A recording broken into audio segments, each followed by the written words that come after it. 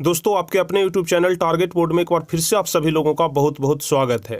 तो दोस्तों सबसे पहले हम आपसे यही कहना चाहते हैं कि अगर आप इस वीडियो को देखना शुरू कर दिए हैं तो कुछ देर तक जरूर देख लीजिएगा, और हम गारंटी के साथ कहते हैं कि अगर आप इस वीडियो को कुछ देर तक देख लीजिएगा उसके बाद आप खुद ब खुद ही इस वीडियो को पूरा जरूर देख लीजिएगा, क्योंकि इस वीडियो में हम आपको एक ऐसे इंपॉर्टेंट टॉपिक के बारे में बताए हैं कि अगर आप इस टॉपिक को अच्छे तरीके से समझ जाते हैं तो हम गारंटी के साथ कहते हैं कि एग्जाम में 5 से 10 नंबर आपके कन्फर्म हो जाएंगे। और यदि एग्जाम में कम से कम 5 से 10 नंबर कंफर्म नहीं हुआ तो आप इस वीडियो को जितना डिसलाइक मारना है मार सकते हो, जो भी कमेंट में बोलना है बोल सकते हो, हम स्वेच्छा से उसे स्वीकार कर लेंगे। लेकिन हाँ, अगर इस वीडियो को देख करके आपको ऐसा लगे कि हाँ 5 से 10 नंबर मेरा इस वीडियो देखने से कंप्लीट हो गया, मिनिमम 5 नंबर भी अगर कंप्लीट हो गया तो लाइक जरूर करेंगे और कमेंट में हमारे लिए एक शब्द जरूर कहेंगे जो कि हमें अच्छा लगे।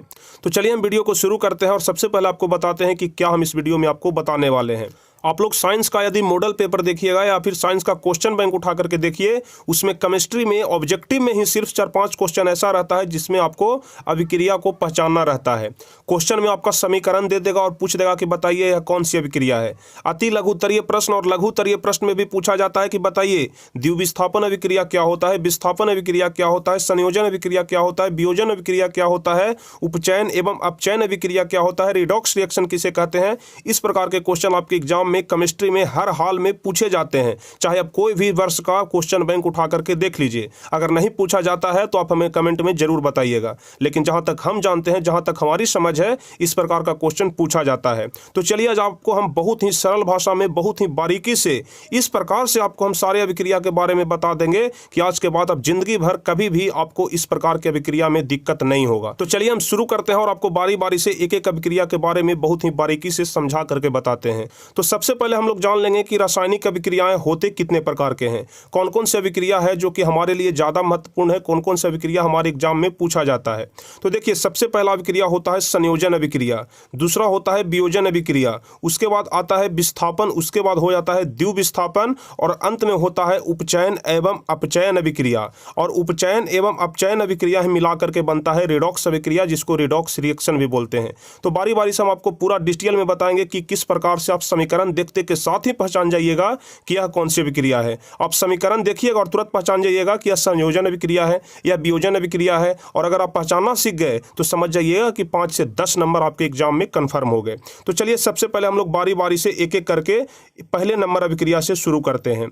तो सबसे पहला नंबर कह रहा है संयोजन अभिक्रिया। तो हम लोग समझते हैं कि संयोजन अभिक्रिया क्या होता है। तो सबसे पहले हम आपको एक बेसिक चीज बता देते हैं जिसे हम आपको पहले भी बता चुके हैं, लेकिन फिर से हम एक बार रिवाइज कर दे रहे हैं।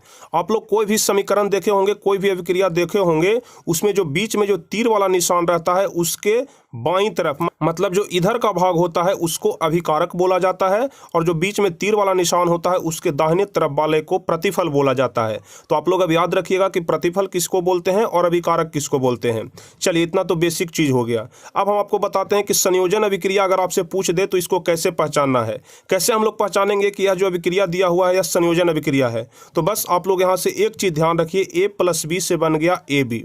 ठीक है, बस आप लोग इसको ध्यान रखिए, A+B से क्या बन गया AB, जहां पर A और B क्या है अभिकारक है और AB क्या है तो AB प्रतिफल है। अब देखिए हम लोग कैसे समझते हैं कि कौन सा अभिक्रिया होता है।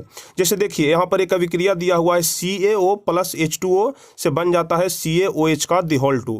CaO जिसको कि चूना पत्थर बोलते हैं, H2O इसको जल बोला जाता है, लेकिन CaOH का दिहोल 2 इसको बुझा हुआ चूना बोला जाता है। आप लोग इसे समझते होंगे। तो चलिए हम लोग समझते हैं। यहाँ पर एक के स्थान पर क्या है CaO है जो कि सॉलिड रूप में है, ठोस रूप में है, जिसको चूना पत्थर बोलते हैं। और B के स्थान पर क्या है, देखिए हम आपको यहाँ से इस प्रकार से बताते हैं। A के स्थान पर क्या हो गया CaO हो गया, B के स्थान पर क्या हो गया H2O हो गया, और AB के स्थान पर क्या हो गया CaOH का दिहोल 2 हो गया। तो बस अगर A+B से AB बन रहा है तो समझ जाइएगा कि संयोजन अभिक्रिया है। कहने का मतलब आप सिंपल भाषा में समझिए। अगर इधर देख लीजिएगा कि 2 है, ठीक है, जैसे आप लोग देख रहे हैं कि 2 अलग अलग है CaO + H2O, मतलब इसको हम लोग मान लेते हैं A+B, ठीक है, CaO और H2O। और अगर दोनों मिल करके कोई एक बना रहा है, मतलब दोनों को हम गुना कर दे रहे हैं, तो अगर CaO और H2O दोनों को मिला करके अगर हम लोग एक बना रहे हैं तो हो रहा है CaOH का दिहोल 2।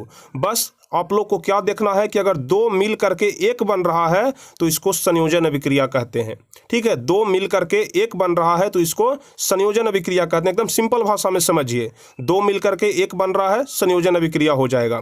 तो आप लोग संयोजन अभिक्रिया अब तक समझ गए होंगे। जैसे उदाहरण हो जाता है CaO प्लस H2O से CaOH का दिहोल्टू। यहाँ से आप लोग ध्यान रखिएगा, CaOH का दिहोल्टू जिसको बुझा हुआ चूना भी कहते हैं। कभी कभी आपके एग्जाम में पूछ दिया जाता है कि बुझा हुआ चूना का रासायनिक सूत्र क्या होता है, तो आपको बताना है CaOH का दिहोल्टू।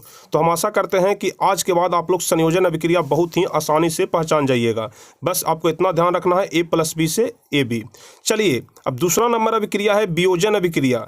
तो वियोजन अभिक्रिया सीधे संयोजन अभिक्रिया का उल्टा हो जाएगा, ज़्यादा कुछ नहीं समझना है। वियोजन अभिक्रिया संयोजन अभिक्रिया का उल्टा हो जाएगा। संयोजन अभिक्रिया में क्या होता था कि इधर दो रहता था जिसको हम लोग A प्लस B बोलते थे और उससे एक बनता था जो कि AB बनता था, लेकिन उसका उल्टा इधर हो जाएगा। वियोजन अभिक्रिया में क्या हो जाएगा, इधर एक रहेगा और उससे दो बनेगा। जैसे उदाहरण हम लोग देख लेते हैं, CaCO3 जो कि सॉलिड रूप में है। ठीक है, CaCO3 सॉलिड रूप में है जो कि हम लोग इसको A के स्थान पर रखे हुए हैं। A के स्थान पर हम लोग CaCO3 को रखे हुए हैं और यदि हम लोग CaCO3 को गर्म करेंगे तो क्या बन जाएगा, CaO प्लस CO2 गैस बनेगा, जहाँ की CaO चूना पत्थर है जो कि सॉलिड रूप में है, ठोस रूप में है, और CO2 गैस है जिससे कि कार्बन डाइऑक्साइड गैस बोलते हैं। तो यदि हम लोग CaCO3 को गर्म करेंगे तो उससे चूना पत्थर बनेगा और साथ में कार्बन डाइऑक्साइड गैस मुक्त होगा। तो देखिए, अब आप लोग यहाँ से समझिए, A के जगह पर हम लोग क्या रखे हुए हैं, CaCO3 को रखे हुए हैं। A1 के जगह पर क्या रखे हुए हैं, CaO को रखे हुए हैं, और A2 के जगह पर CO2 को रखे हुए हैं। तो बस आप लोग को क्या देखना है, जैसे ही देखना है कि एक से दो बन रहा है, एक से दो बन रहा है, वियोजन अभिक्रिया होगा। दो से एक बन रहा है तो संयोजन अभिक्रिया, एक से दो बन रहा है तो वियोजन अभिक्रिया। बस सीधे संयोजन और वियोजन में उल्टा कर देना है। अब चलिए अगला नंबर हम लोग देख लेंगे, विस्थापन अभिक्रिया। आशा करते हैं कि संयोजन और वियोजन आप लोग अच्छी तरीके से सीख गए होंगे। अब विस्थापन क्या कहता है, बस आपको इसको थोड़ा सा अच्छे तरीके से समझना है, ज़्यादा कॉम्प्लिकेटेड नहीं है, बस थोड़ा सा दिमाग लगाना है और आपको समझना है। देखिए, विस्थापन कहने का मतलब क्या हो रहा है, विस्थापन कहने का ही मतलब हो रहा है कि विस्थापित कर दे रहा है। विस्थापित करना मतलब हटा देना, मतलब जो पहले से अपने जगह पर बैठा हुआ है उसको बस हटा देगा। ठीक है, और उसका जगह खुद कब्जा कर लेगा, तो समझ जाइएगा कि वही विस्थापन अभिक्रिया है। जैसे A प्लस BC से बन रहा है B प्लस AC। इसमें क्या हुआ है कि जो A है वह B को हटा दिया है, A है जो B को हटा दिया है, तब B भी कहता है कि हम तुमको भी नहीं रहने देंगे, हम भी तुमको हटा देंगे। पर A है जो B को हटा रहा है और B है जो A को हटा रहा है। बस इसी को आपको समझना है। A किसको हटा रहा है, B को हटा रहा है, तो B भी कहता है कि जब तू हमको खरीद देगा तो हम भी तुमको खदेड़ देंगे। इसका मतलब कि जब तू हमको हटाएगा तो हम भी तुमको हटाएंगे। मतलब A B को हटा रहा है तो B भी A को हटा रहा है। बस आप लोग इतना समझ के रखिएगा। अब देखिए, हम लोग यहाँ समीकरण के माध्यम से समझते हैं। A के जगह पर क्या है, Fe है। B के जगह पर क्या है, Cu है। C के जगह पर क्या है, SO4 है। उसके बाद इधर आ जाइए तो B के जगह पर क्या है, Cu है। A के जगह पर क्या है, Fe है, और C के जगह पर क्या है, SO4 है। अब देखिए, आपको इधर वाला पार्ट को अभी छोड़ देना है, इधर इतना ध्यान नहीं देना है। जहां पर हम आपको बता रहे हैं बस उसको समझिए। इधर A के जगह पर क्या था, Fe था। इधर B के जगह पर Cu और C के जगह पर SO4। लेकिन हम आपको शुरू में ही बताए कि एक किसको खदेड़ रहा है, B को खदेड़ रहा है, और B किसको खदेड़ रहा है, तो A को खदेड़ रहा है। तो देखिए, A के जगह पर हम लोग B को लिख देंगे और B के जगह पर A को लिख देंगे। बस आपका विस्थापन अभिक्रिया पूरा हो जाएगा। तो सबसे पहला काम क्या होगा, B यहाँ से हट करके कहाँ आ जाएगा, A के स्थान पर। तो पहले हमको देखना है कि B के स्थान पर कौन है, तो B के स्थान पर यहाँ Cu है, तो सबसे पहले हम लोग Cu को लिख देंगे। यानी कि जो Cu था वह Fe को खदेड़ दिया। ठीक है, B है जो A को खदेड़ दिया, यानी कि Cu Fe को हटा दिया। तो यहाँ पर सबसे पहले हम लोग Cu लिख देंगे। और जब हम लोग यहाँ पर Cu लिख दिए A के स्थान पर, तब A कहाँ चला जाएगा, B के स्थान पर चला जाएगा। तो B पहले कहाँ था, B Cu के जगह पर था, तो अब Fe कहाँ आ जाएगा, Cu के जगह पर आ जाएगा। तो देखिए, Cu के जगह पर Fe आ गया और Fe के जगह पर Cu आ गया, उल्टा हो गया। और लास्ट में जो SO4 था जस का तस ही रह जाएगा, क्योंकि देखिए यहाँ पर C में कोई परिवर्तन नहीं हुआ है, C अपने जगह पर स्थिर है। तो बस यही आपको इसमें समझना है, A किसको खदेड़ रहा है, B को, और B खदेड़ रहा है A को। बस AB का उलटफेर हो रहा है। बस यदि AB का उलटफेर हो तो आपको समझ जाना चाहिएगा कि विस्थापन अभिक्रिया है। तो आप लोग यहाँ तक तो समझ गए होंगे। Fe प्लस CuSO4 से बन रहा है Cu प्लस FeSO4, जहाँ Fe लोहा है, CuSO4 का रंग कैसा है, नीला है, और FeSO4 का रंग कैसा है, तो हरा है। चलिए विस्थापन अभिक्रिया भी आप लोग अच्छे तरीके से समझ गए होंगे। अब चलिए द्विविस्थापन अभिक्रिया समझेंगे। द्विविस्थापन अभिक्रिया और विस्थापन अभिक्रिया में कोई ज़्यादा अंतर नहीं है, बस अंतर इतना है कि यहाँ पर सिर्फ ए रहता था और यहाँ पर BC रहता था, मतलब एक यहाँ पर रहता था और 2 यहाँ पर रहता था। लेकिन यहाँ पर क्या है, 2 इधर भी रहेगा और 2 इधर भी रहेगा, लेकिन दोनों में फिर से खदेड़ा खदेड़ी होगा। कैसे खदेड़ा खदेड़ी होगा जो आप लोग देख लीजिए। ए है जो यहाँ पर C को खदेड़ रहा है, तो C भी कहता है कि तो हम भी तुमको खदेड़ देंगे, मतलब ए है जो C को खदेड़ रहा है तो C ए को हटा दे रहा है। बस ए और सी का उलटफेर कर देना है, बाकी सब कुछ सेम का सेम ही रह जाएगा। तो सबसे पहले हम लोग देख लेंगे ए के जगह पर क्या है, Ba है, बी के जगह पर क्या है, Cl2 है, सी के जगह पर क्या है, Na2 है, डी के जगह पर क्या है, SO4 है।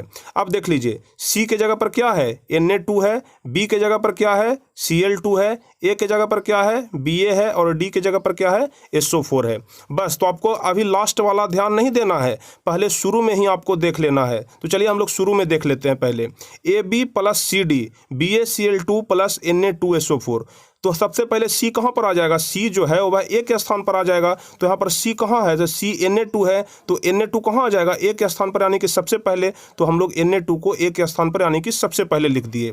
उसके बाद B, तो B का कोई स्थान चेंज नहीं हुआ है, तो B जस का तस हो जाएगा, यानी कि यहाँ पर B के स्थान पर Cl2 था, तो हम लोग यहाँ पर भी Cl2 को ही लिख दिए। तो देखिए C आ गया ए के स्थान पर और B जस का तस रह गया, तो क्या बन गया, Na2Cl2।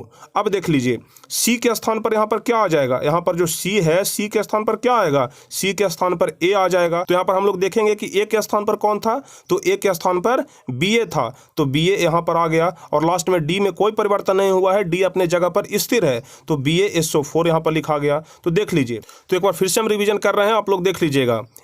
सबसे पहले Na2 जो कि C के जगह पर था लेकिन अब A के स्थान पर आ गया। उसके बाद B में कोई परिवर्तन नहीं हुआ, तो Cl2 के जगह पर हम लोग Cl2 लिख दिए। बस आपको क्या करना है, Ba के जगह पर Na2 आ जाएगा और Na2 के जगह पर Ba आ जाएगा। बस आपको इतना ही चेंज करना है, A के जगह पर C और C के जगह पर A। लेकिन अब आप लोग यहाँ से देखिए Na2Cl2 है ना, Na2Cl2 मतलब कि सोडियम भी 2 है और Cl2 भी यहाँ पर 2 है। तो क्या करेंगे कि हम NaCl लिख देंगे और पहले 2 लगा देंगे, और यदि हम लोग पहले 2 लगा देंगे यहाँ पर, तो यह दोनों के लिए 2 काम कर जाएगा। तो क्या बन जाएगा नया समीकरण, 2NaCl प्लस BaSO4। तो यदि समीकरण पूछता है कि BaCl2 प्लस Na2SO4 से क्या बनेगा, तो बनेगा 2NaCl प्लस BaSO4। इसी को बोलते हैं द्विविस्थापन अभिक्रिया। तो हम आशा करते हैं कि आपको द्विविस्थापन अभिक्रिया भी अच्छे तरीके से समझ में आ गया होगा। तो अभी तक हम आपको 4 रिएक्शन बताए, पहला संयोजन, दूसरा वियोजन, तीसरा विस्थापन और चौथा द्विविस्थापन अभिक्रिया। अगर किसी प्रकार का कोई भी डाउट रह जाए तो आप हमें नीचे कमेंट में जरूर पूछ लीजिएगा। अब चलिए हम लोग 5वें नंबर पर चलेंगे, जिसको बोलते हैं उपचयन व अपचयन। तो सबसे पहले आप लोग ध्यान रखिएगा कि उपचयन को अंग्रेजी में ऑक्सीडेशन बोलते हैं और अपचयन को अंग्रेजी में रिडक्शन बोलते हैं। और ऑक्सीडेशन और रिडक्शन दोनों मिल करके ही बनाता है रिडॉक्स रिएक्शन। कैसे, देख लीजिए, रिडक्शन का शुरू का 3 अक्षर RED और ऑक्सीडेशन का शुरू का 2 अक्षर OX। ऑक्स मतलब बैल होता है, लेकिन आप लोग यहाँ पर बैल मत समझिएगा। रिडक्शन का शुरू का 3 अक्षर रेड और यहाँ पर OX, दोनों मिलकर के क्या बन गया, REDOX, यानी कि रिडॉक्स रिएक्शन बन गया। तो यहाँ से एक बात सामने निकल करके आती है कि अपचयन और उपचयन यानी कि ऑक्सीडेशन और रिडक्शन मिलकर के ही रिडॉक्स रिएक्शन बनाता है। 5वां आप लोग यहाँ तक समझ गए होंगे। अब चलिए हम पहचानने का तरीका बताते हैं कि किस प्रकार से अपचयन और उपचयन को आप लोग पहचान सकते हैं। बहुत ही ज़्यादा आसान है, बस थोड़ा सा ध्यान देने की जरूरत है। सबसे पहले हम लोग उपचयन देख लेते हैं, जिसको कि ऑक्सीडेशन बोलते हैं। कैसे पहचानेंगे कि यह उपचयन अभिक्रिया है, यह ऑक्सीडेशन रिएक्शन है? तो देख लीजिए, अगर इसमें 3 पार्ट हम आपको बताएंगे, 3 पॉइंट बताएंगे। पहला, यदि इलेक्ट्रॉन का ह्रास हो, ठीक है, पहला यदि इलेक्ट्रॉन का ह्रास हो तो समझ जाना चाहिए कि उपचयन अभिक्रिया है। यदि हाइड्रोजन का ह्रास हो तो भी समझ जाना चाहिए कि उपचयन अभिक्रिया है। लेकिन यदि ऑक्सीजन का योग हो तो समझ जाना चाहिए कि उपचयन अभिक्रिया है। मतलब 3 केस यहाँ से सामने निकल करके आ रहा है। यदि इलेक्ट्रॉन का ह्रास हो तो भी उपचयन, यदि हाइड्रोजन का ह्रास हो तो भी उपचयन, और यदि ऑक्सीजन का योग हो तो भी उपचयन। उदाहरण के तौर पर आप लोग देख सकते हैं, Zn से बन गया Zn2+, लेकिन इसमें 2 इलेक्ट्रॉन का ह्रास हो रहा है। 2NH3 से बन गया N2+3H2, यानी कि यहाँ पर हाइड्रोजन बाहर हो रहा है, मतलब हाइड्रोजन का ह्रास हो रहा है, तो इसको भी हम लोग बोलेंगे उपचयन। यहाँ पर बन रहा है 2Mg+O2 को यदि हम लोग गर्म करेंगे तो बन जाएगा 2MgO। यहाँ पर ऑक्सीजन का योग हो रहा है, देख लीजिए मैग्नीशियम में ऑक्सीजन आकर के जुड़ रहा है, जब जुड़ रहा है इसका मतलब कि ऑक्सीजन का योग हो रहा है, और जब ऑक्सीजन का योग होगा तो हमको समझ जाना चाहिए कि यह जो अभिक्रिया है उपचयन अभिक्रिया है, ऑक्सीडेशन रिएक्शन है। तो हम आशा करते हैं कि आप लोग उपचयन अभिक्रिया भी अच्छे तरीके से समझ गए होंगे। अब सबसे लास्ट वाला बच गया अपचयन, जो कि सीधे उपचयन का उल्टा है, सीधे उपचयन का उल्टा है। तो सबसे पहले उल्टा जानने के लिए हमको सीधा अच्छे तरीके से समझना पड़ेगा, तो बस आप लोग इसको अपने मन में अभी रखिएगा और ध्यान से समझते रहिएगा कि क्या हम आपको उपचयन में बताए हैं, और सीधे यहाँ पर आकर के इसका उल्टा कर देना है। उल्टा कैसे करेंगे? उपचयन में आप लोग देख रहे थे कि इलेक्ट्रॉन का ह्रास हो रहा था, उपचयन में इलेक्ट्रॉन का ह्रास हो रहा था, लेकिन अपचयन में इलेक्ट्रॉन का योग होगा। उपचयन में आप लोग देख रहे थे कि हाइड्रोजन का ह्रास हो रहा था, लेकिन अपचयन में यहाँ पर हाइड्रोजन का योग होगा।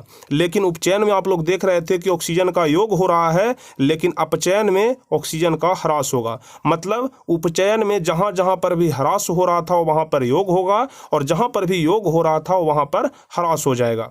जैसे हम लोग उदाहरण के माध्यम से समझते हैं, Cu2+, लेकिन इसमें क्या कर रहा है कि इलेक्ट्रॉन का योग हो रहा है, तो देख लीजिए 2 इलेक्ट्रॉन यहाँ पर आकर के जुड़ गया, और जब 2 इलेक्ट्रॉन यहाँ पर आकर के जुड़ गया तो यह Cu बन गया। N2+3H2, N2+3H2 मतलब हाइड्रोजन का योग हो रहा है, N2 के साथ आकर के हाइड्रोजन जुड़ रहा है, और जब जुड़ रहा है तो इसको बोलेंगे कि हाइड्रोजन का योग हो रहा है, और जब हाइड्रोजन का योग हो रहा है तो N2+3H2 से क्या बन जाएगा? 2NH3।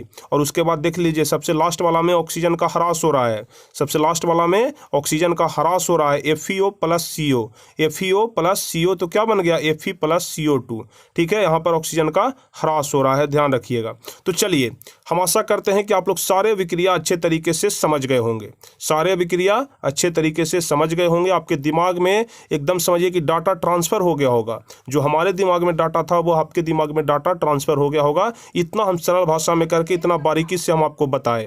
अगर इसके बाद भी आपके मन में कोई भी किसी प्रकार का कोई भी डाउट रह जाता है, अगर आपका कंसेप्ट क्लियर नहीं होता है तो आप हमें नीचे कमेंट में ज़रूर बताइएगा, और यदि समझ में आ जाए तो वीडियो को लाइक ज़रूर कर दीजिएगा, और कमेंट में हमारे लिए 2 बात ज़रूर लिख दीजिएगा कि सर कैसे आपका समझाने का तरीका है, और जो समझाने का तरीका है मेरे पास उस समझाने के तरीके से जो हम आपको बताए वह कितना आपको पसंद आया, और अगर पसंद आया तो लाइक ज़रूर कर दीजिएगा। तो चलिए हम आशा करते हैं कि आज के बाद आपको अभिक्रिया में किसी प्रकार का कोई भी दिक्कत नहीं होगा। देखते के साथ आप लोग पहचान जाइएगा कि संयोजन अभिक्रिया कौन है, वियोजन कौन है, विस्थापन कौन है, द्विविस्थापन कौन है, और उसके अलावा उपचयन कौन है, अपचयन कौन है। क्योंकि केमिस्ट्री में हमेशा क्वेश्चन पूछा जाता है, क्योंकि केमिस्ट्री में हमेशा ऐसा क्वेश्चन पूछा जाता है। 5-6 क्वेश्चन तो आपको ऑब्जेक्टिव में ही मिल जाएगा, उसके अलावा सब्जेक्टिव में पूछेगा, जो समझिए कि आपको बोनस पॉइंट रहेगा। तो चलिए आपको यह क्लास कैसा लगा आप हमें नीचे कमेंट में ज़रूर बताइएगा। यदि अच्छा लगा हो तो जैसा कि हम आपको पहले बोले कि लाइक कर दीजिएगा, अपने दोस्तों के बीच शेयर कर दीजिएगा, और जो भी स्टूडेंट चैनल पर नए हैं, पहली बार वीडियो देख रहे हैं, चैनल को जरूर सब्सक्राइब कर लीजिएगा, ताकि आगे के भी सभी वीडियो का नोटिफिकेशन आपको मिल सके जैसे ही हम वीडियो अपलोड करते हैं। तो चलिए फिर मिलेंगे हम आपसे अगले क्लास में, अगले वीडियो में। तब तक के लिए जय हिंद, धन्यवाद।